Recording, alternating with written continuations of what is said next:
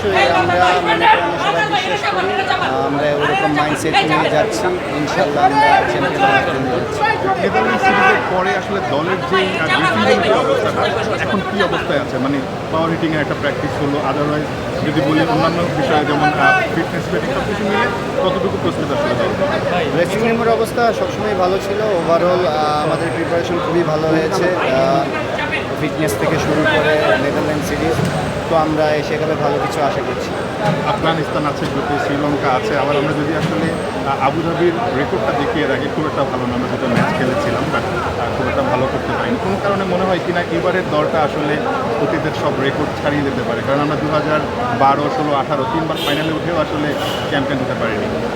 হ্যাঁ, অবশ্যই আমরা ভালো করার চেষ্টা করব, আর প্রত্যেকটা ম্যাচে স্টেপ বাই স্টেপ ভালো করার চেষ্টা থাকবে, যেহেতু ভালো প্রিপারেশন হয়েছে।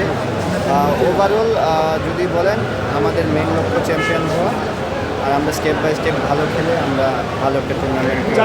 যাকে উড আপনার বেশ প্রশংসা করেছে এবং তার সাথে 21 দিনের সেশন ছিল, আসলে সব মিলে কোনো পরিবর্তন দেখেছেন নেদারল্যান্ড সিরিজে বা কতটুকু হেল্প হলো আপনাদের? উড আপনার বেশ প্রশংসা করেছে, 21 দিনের একটা সেশন ছিল, কতটুকু উপকৃত হয়েছেন তার থেকে? নেদারল্যান্ডসের সিরিজে তো দেখেছেন আসলে।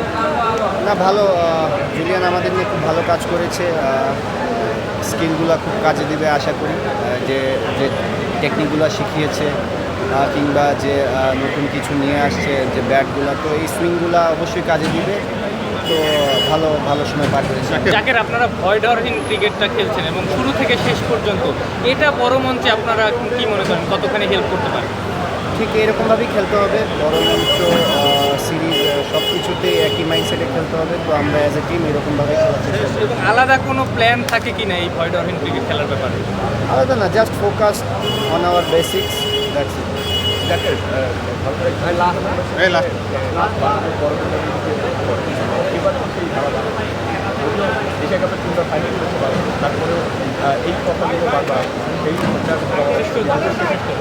কাউকে জবাব দেওয়ার কিছু নাই, আমরা আমাদের ক্রিকেট খেলবো, আমরা আমাদের বেস্ট ক্রিকেট খেলবো।